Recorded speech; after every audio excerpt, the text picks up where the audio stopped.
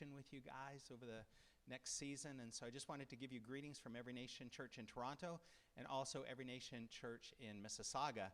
And then we have, 6 others that we've planted. And the first one that we planted back years ago in Calgary, we have in Vancouver and Montreal. Where else? 2 in Winnipeg now, Edmonton. So we're just trusting that God's going to continue to grow and expand and just connect us and plant more churches and help revitalize some. And I just believe that there's some good days ahead for all of us. And I do have a deep passion for the nation of Canada. I was born here. My background is Métis, so I'm one of the 3 Aboriginal peoples of Canada. And on my mom's side, with the French native blood, my 10th great-grandfather came over on the first boat from France in 1637 with families aboard.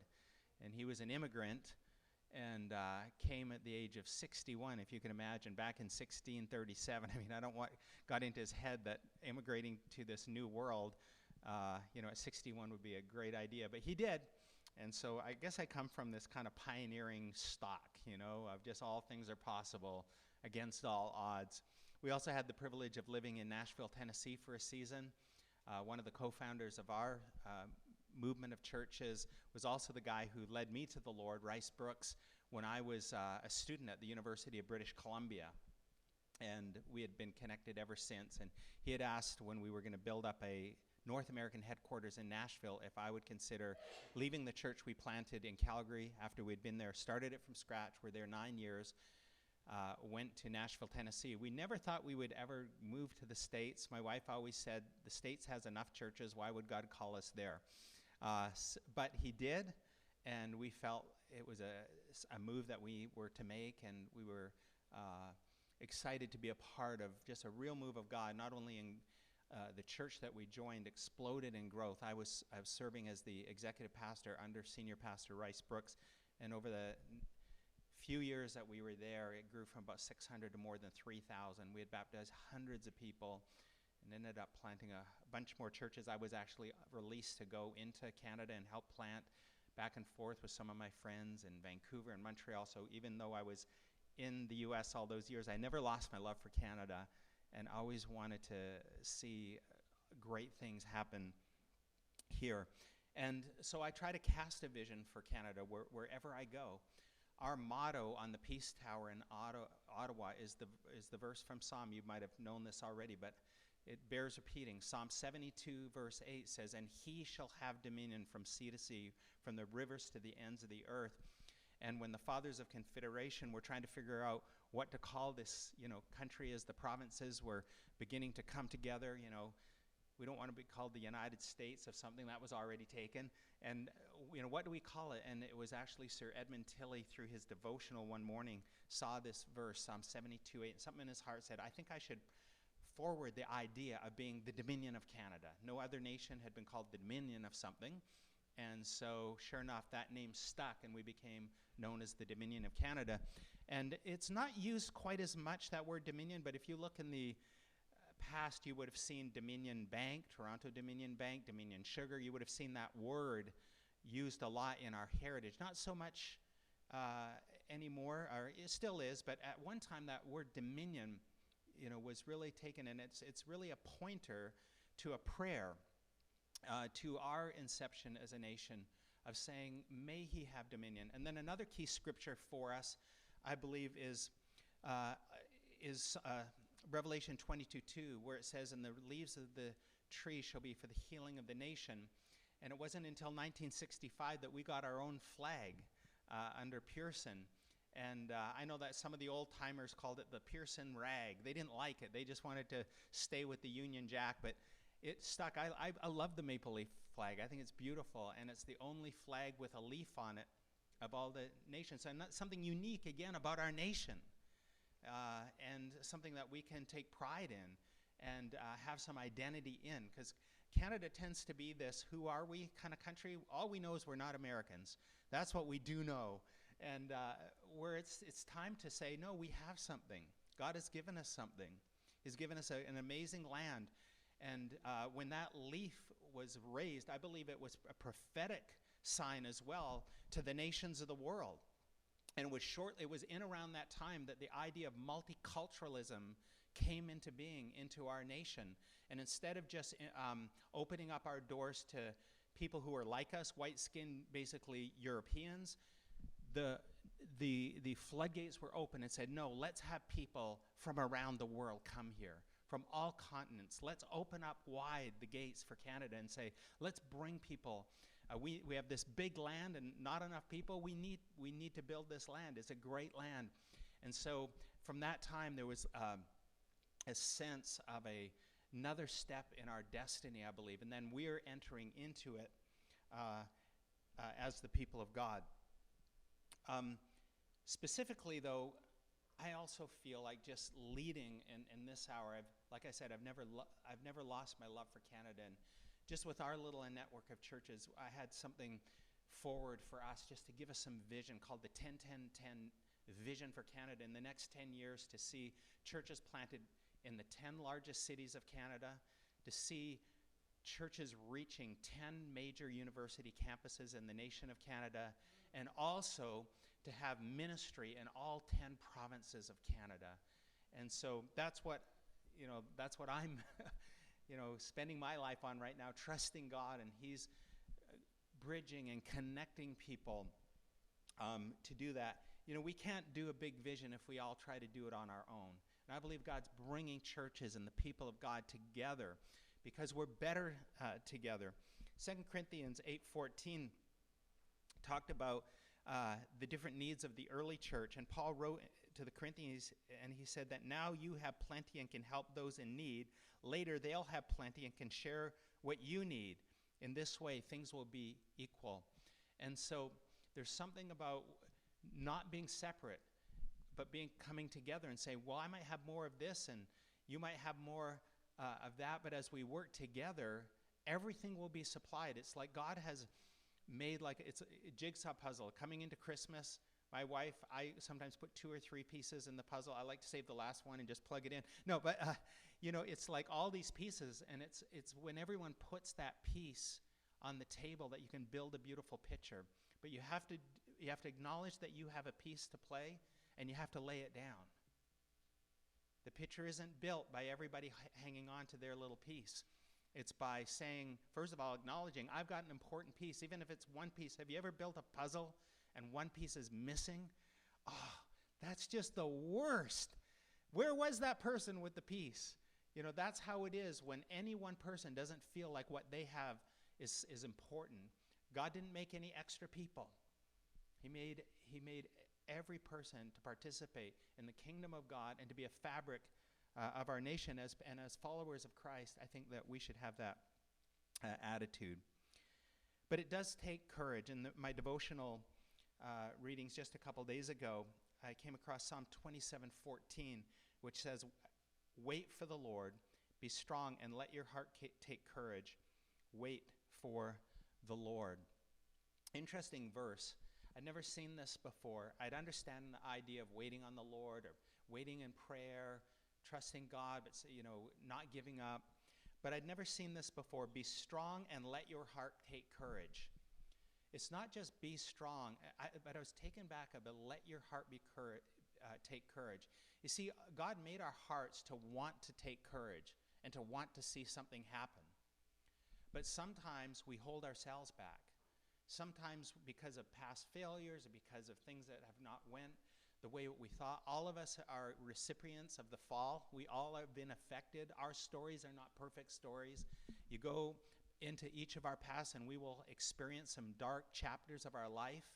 Every one of us. You don't get through life without that. No one does. They mark us, and because of those negative aspects, whether it's something serious that has happened as a child, whether we were abandoned, neglected, abused, or just whatever it is, but it doesn't matter. No matter, as we go through life, everybody's affected by the fall, and because of that, our hearts tend to lack want to have courage. We hold back, but here we're encouraged. If we want to see things happen in our lives and in our land, be strong and let your heart.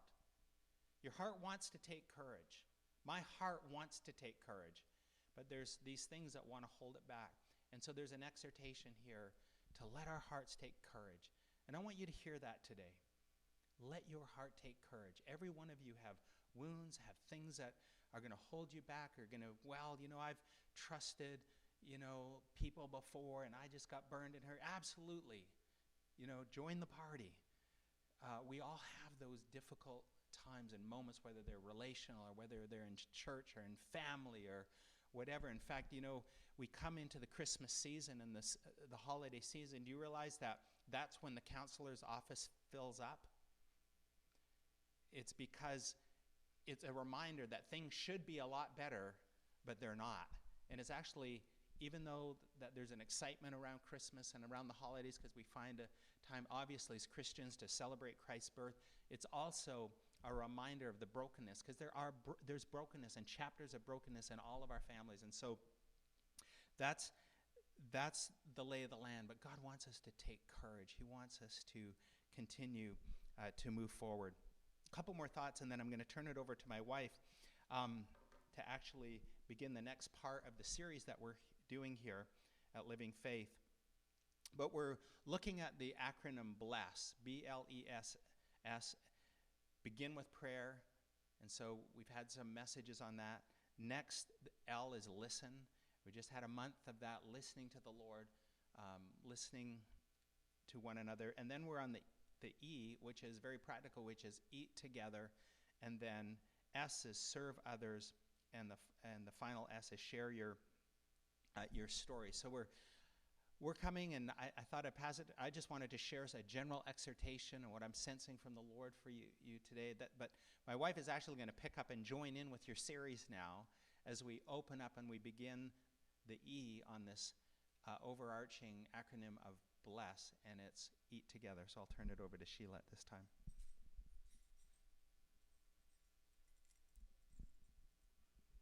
Okay, I'm used to paper. Every once in a while I take a risk, and I'm going to speak from something electronic, and my greatest fear is like that the battery's going to die. So I have backup. I have my tablet here, and then I have my message on my phone just in case, right? I need to let my heart take courage.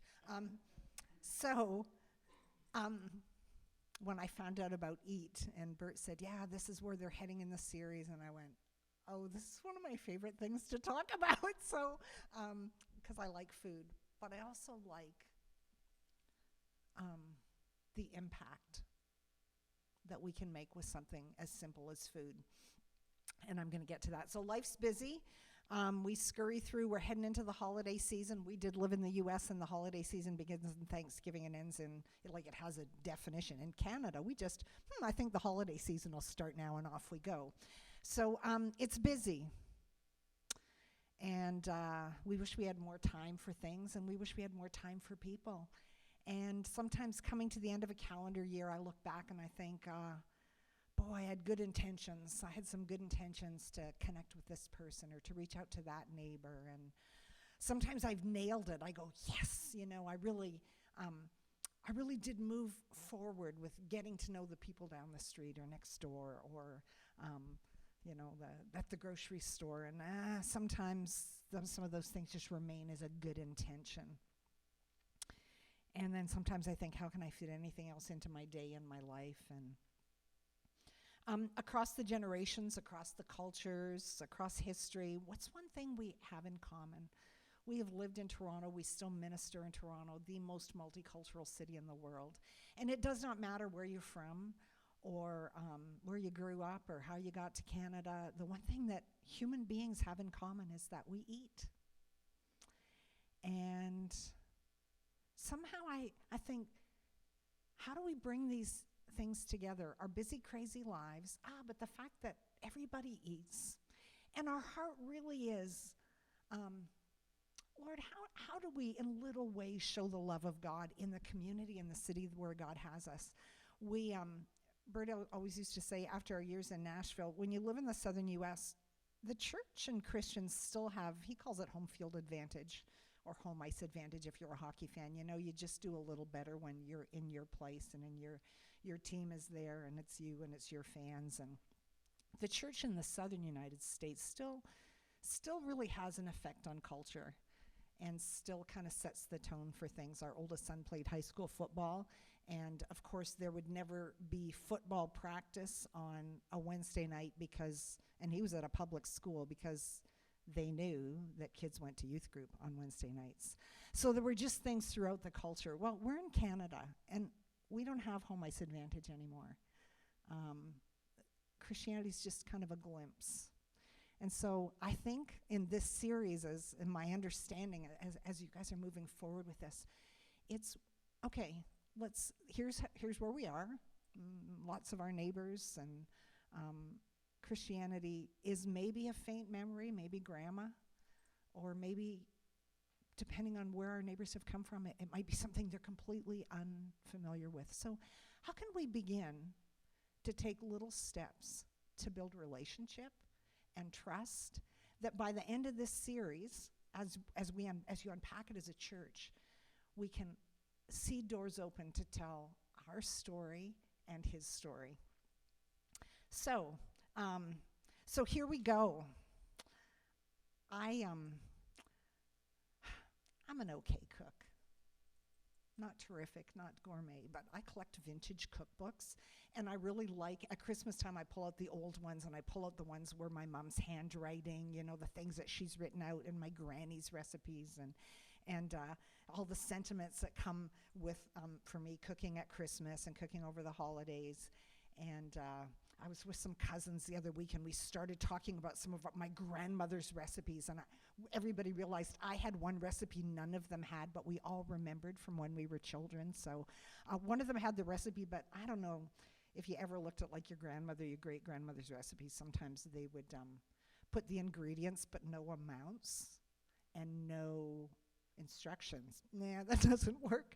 So we realized I was the one who had our granny's coffee cake recipe with amounts and instructions. So there's something about the holidays. There's something about even the family connections with food.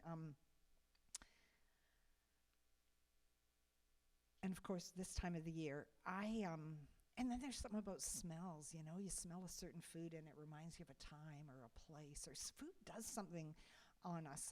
Maybe there's family traditions. I think of that often coming into the holiday season too.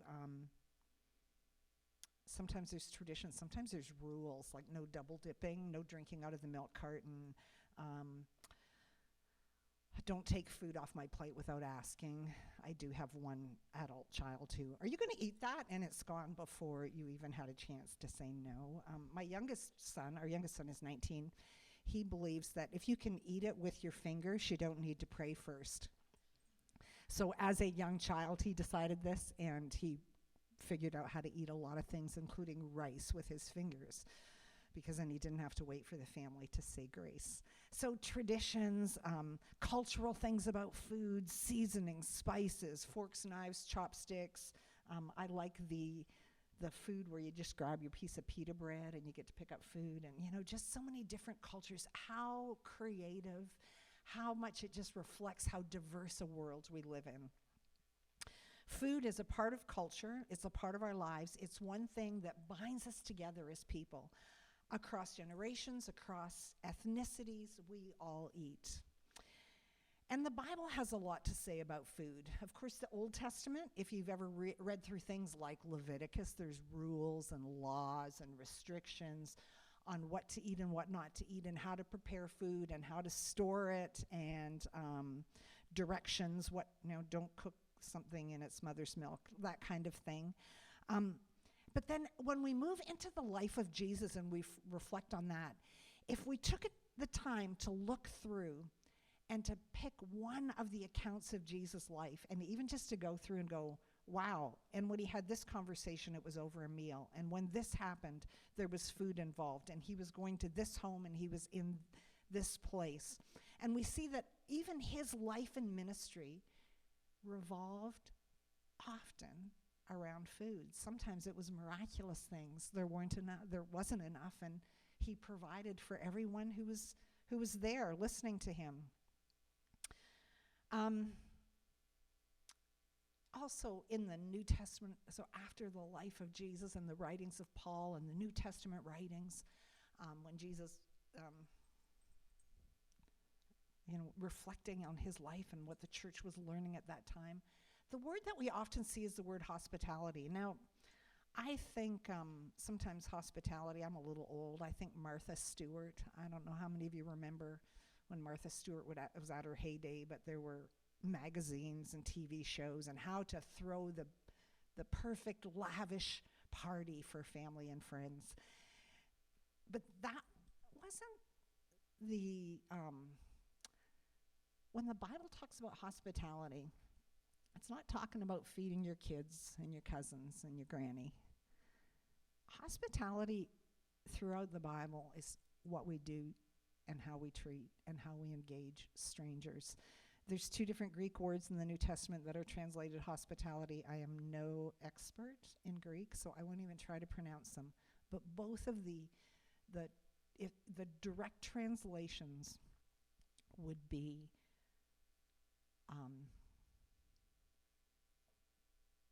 how we embrace and pull into our lives strangers. Hospitality actually is a qualification for elders, leaders, church leaders. It's a qualification. If you're going to be a leader or an elder, then you need to figure out how to show love and kindness to the stranger. But the rest of us, if we're not leaders, we're not let off the hook. Many references. 1 Timothy talks about widows. Does she show hospitality? Hebrews says, don't neglect showing hospitality to strangers because it just might be an angel. 1 Peter, show hospitality to one another without grumbling. Hospitality. One translation, lover of strangers. Another one, receiving, accepting, or embracing the stranger. In other words, according to the Bible, hospitality doesn't refer to my family and friends. I'm good at that part. Hospitality then extends to embracing those that maybe we just don't know so well. And in my little aside, isn't that what God did for us? We weren't part of his family. And he opened the door in kind of that spiritual sense, and he drew us into his family, and he embraced us. So in Jesus' day, the religious people actually used food to build a barrier between themselves and people who weren't like them. They used food to say, oh, those people who aren't Jewish believers eat things that weren't, and those things are unclean, and so therefore we have to keep our distance. And Jesus just blasted through that. In fact, it's a fun thing to look at how many times Jesus was criticized by the religious leaders because he ate with sinners. And that might be tax collectors. That might be Samaritans. That might be women. But he was criticized because he ate with those outside of their religious belief.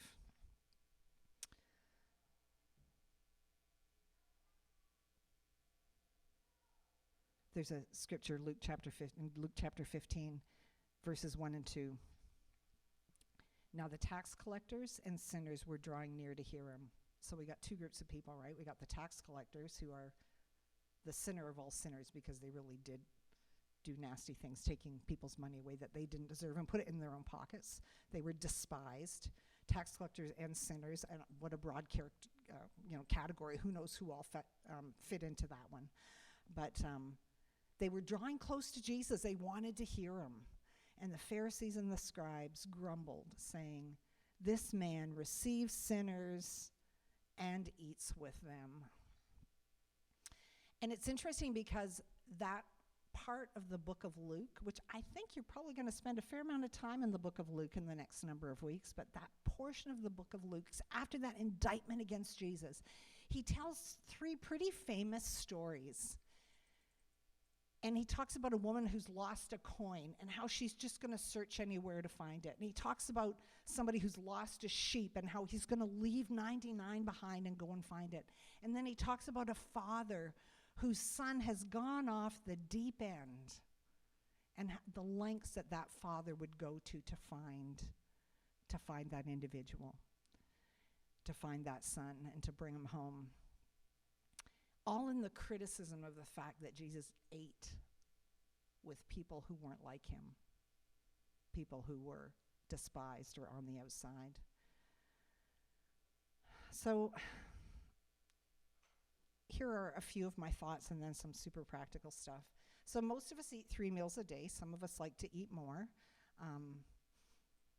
Some of us like to, eat more. And then we sometimes have coffee breaks. And what would it look like?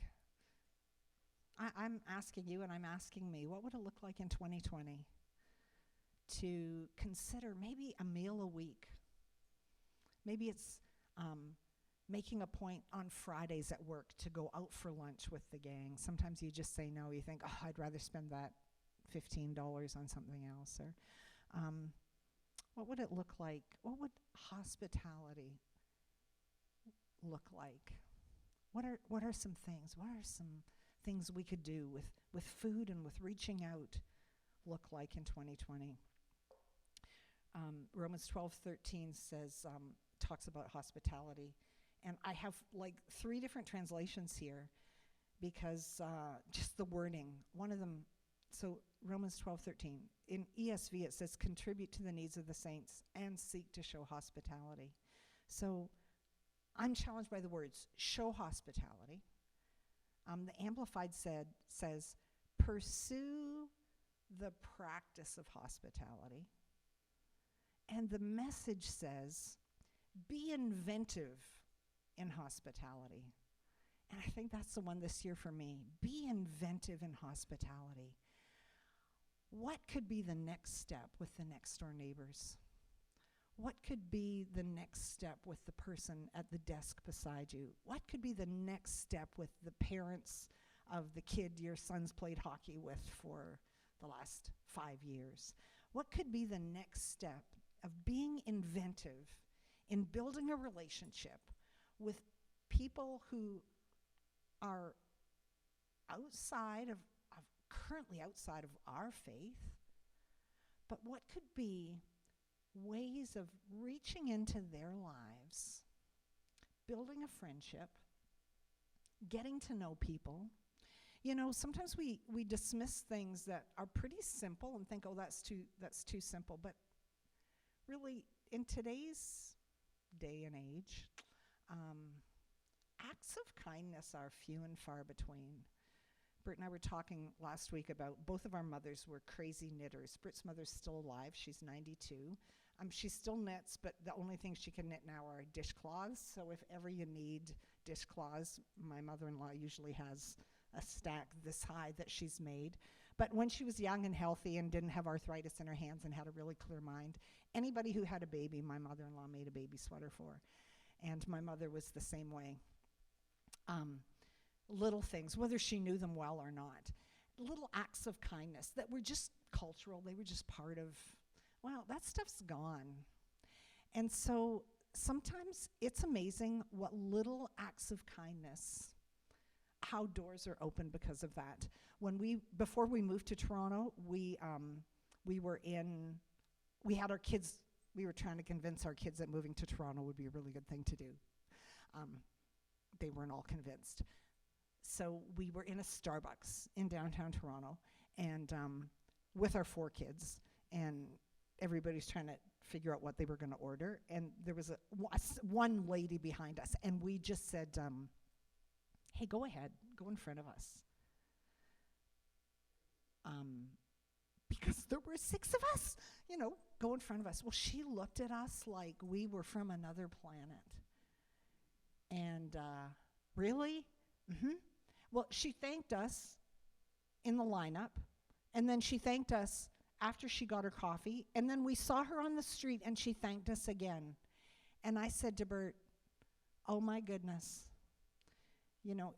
Is life that crazy and busy that even a tiny act of just being nice and human and humane can actually have that amount of effect on a complete stranger's day? So what does it look like to be inventive in hospitality, and to use food?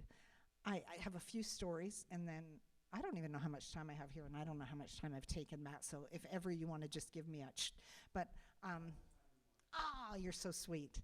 So here's some just things I've done. Okay, look, I'm not the great evangelist. I'm not the one who, can just go and talk to complete strangers about things of faith and ask some questions, but I'm pretty good at doing the upfront stuff of actually just becoming somebody's friend. And food has served me really well in that. So I was thinking, here's some things I've tried. And we were living in a condo when we first moved to Toronto, and I really liked to bake, and it was Christmas. And we used to have like 20 people for Christmas dinner, and there were going to be like 6 of us because everybody else that we always had Christmas with lived in a different country. And so I thought, well, I'm just going to still do all the Christmas baking that I ever did. And I got some plates from IKEA, and we just went to all the neighbors we had met in the first 2 or 3 months living in a condo, because we got into having elevator conversations. You can't say a whole lot in a 10-second elevator conversation, but you can learn somebody's name on this trip, and the next trip you can learn where they're from, and the next trip. And so all the people we had kind of started to get to meet in the elevator, we just took them plates of Christmas cookies. And there ended up being 3 different groups or families or individuals who, in our 2 years living in a condo, Bert was able to have really good spiritual conversations with. They were men, so I could give them cookies, but he talked to them about God. But part of that was Christmas cookies. When my kids were teenagers, one of my daughter's friends from 8th grade, she was in 8th grade because we lived in the U.S., 8th grade on, she would step into our house, and she was the quietest kid on the face of the earth, just say boo, and she was one of those who you felt like if she could just melt into the wall and disappear, she would. And we knew nothing about her. We didn't know her family story, or I knew Catherine, our daughter, really connected with her, and they were good friends, and so she was welcome in our home. And so I didn't know how to break down the barriers with this young lady. So I found out from Catherine food that Bonnie liked. And when I'd grocery shop, I always made sure that I bought food that Bonnie liked, and that when Bonnie came to our home, there was the pop she liked to drink and the snacks she liked in our pantry. So she liked to dip strawberries in Cool Whip. I never buy Cool Whip, but I always kept Cool Whip in the freezer and fruit because I knew when Bonnie came to our house, there'd be things there that I just knew she liked. It took us a couple of years. A few years ago, we were at her wedding. Her mother has become our friend. Little did we know what was going on in this young lady's life, that her parents' marriage was falling apart. Home life was really difficult. Her mother, more than once, has said to Bert and I, "You saved my daughter. And you made a place for her. You made a home for her when she didn't have one." And all I did was buy groceries for her. So food in Bonnie's life. Bonnie would tell you the same thing.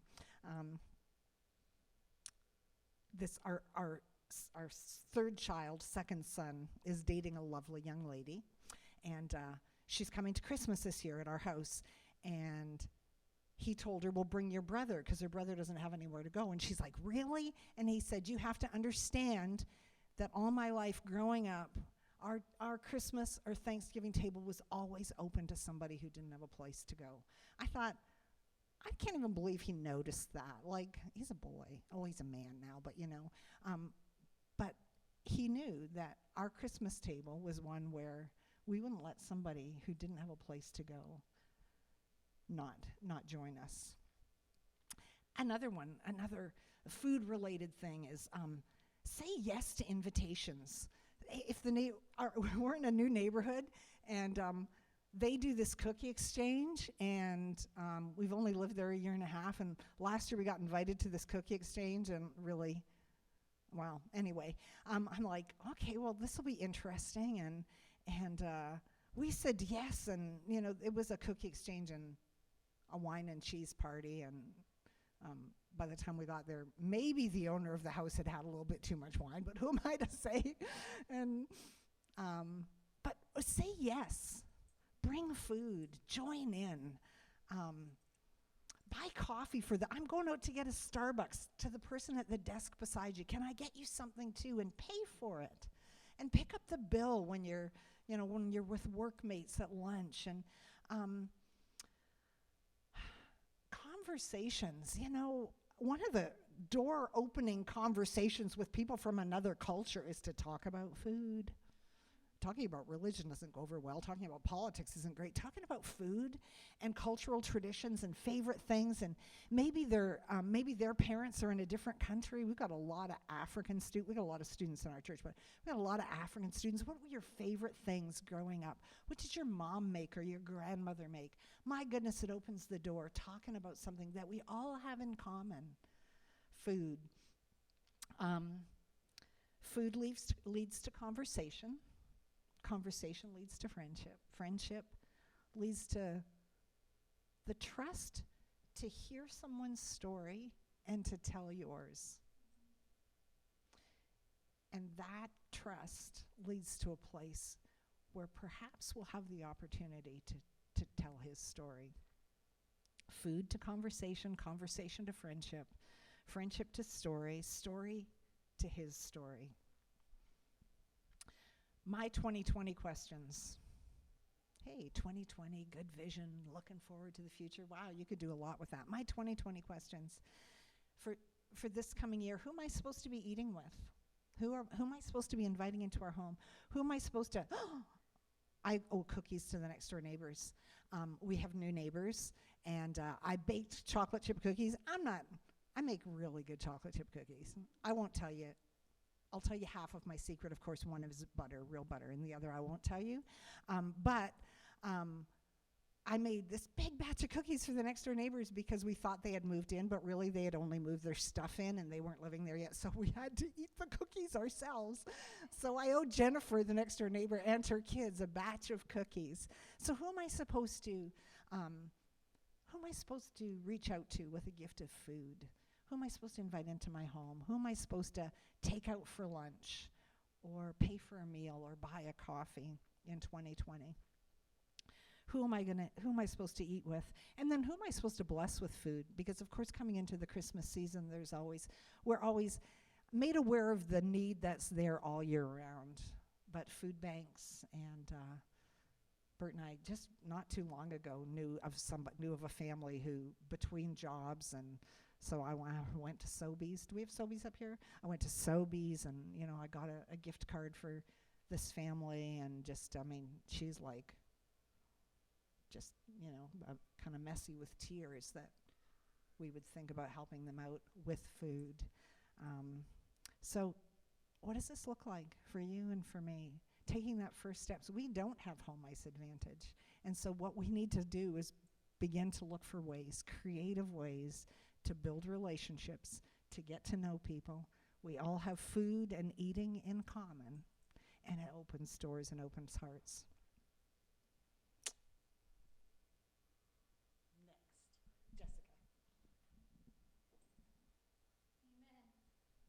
I'll tell you this, and then we're going to stand and we're going to close just by worshiping together. So many of you know Kenny. If I say who Kenny is, you know who Kenny is, right? Yeah. If you're, I know there's some that are new to the area, or maybe not used to it, but Kenny is. I don't want to call him a street person because he does have a place to live, but generally you'll see Kenny out on the street at pretty much any time of the day. When I come to do bank runs for work, Kenny is outside. I remember I caught him one day. The weather said it was about to the sky was going to open up and pour. And I looked at him and I said, Kenny, where is your umbrella? He goes, I have like 3 or 4, but I left them all at home. And I said, Kenny, me take my umbrella because I'm only going to be in and out of the banks. And he goes, oh, really? Like, yeah, Kenny is like the sweetest guy. If you ever sit down and just begin to speak to him or just let him talk to you, he is just the kindest person. So a short while ago, and he used to sit out there and beg, and sometimes he sits out there with his cup, and we sometimes have to say, Kenny, be careful, because there's a bylaw now that you can get in trouble for panhandling, and he knows, but he just kind of sits there. He doesn't really ask, but he does come into church on a fairly regular basis, and we started passing to him about once every 2 weeks. We'd go over to Tim Hortons, and we'd buy him a gift card for $25. Say, here, Kenny, this is for you, so that he could, get a warm coffee whenever he wants to or whatever. Do you know last week when he came in to church, he asked me, it was myself, and I think Sharon was out in the lobby. He said, hey, can I go buy you a coffee? Like, to me, that was just, it was like, and I don't drink coffee. I almost felt bad saying no. But here is someone who, it can seem like he's maybe just looking for a handout or something. But because of the generosity that we've had in giving to him and giving him this thing, he came in saying, oh, what can I get you a coffee? He wanted to do that because he's been so blessed. What have we been blessed with? You know what I mean? What has God given to us? He's given us jobs, and you know what? A $2 coffee for somebody is really not that much, or unless you're at Starbucks and it's like, what, $6? Still not that much. But I just say that because, guys, people are just looking for someone to be kind. People are just looking for that connection, and sometimes that's the way that connection is going to be made. Amen? Let's go ahead and stand, and I'm going to get some sound to the keyboard. We're just going to close just by singing about the greatness of God again. And great are you,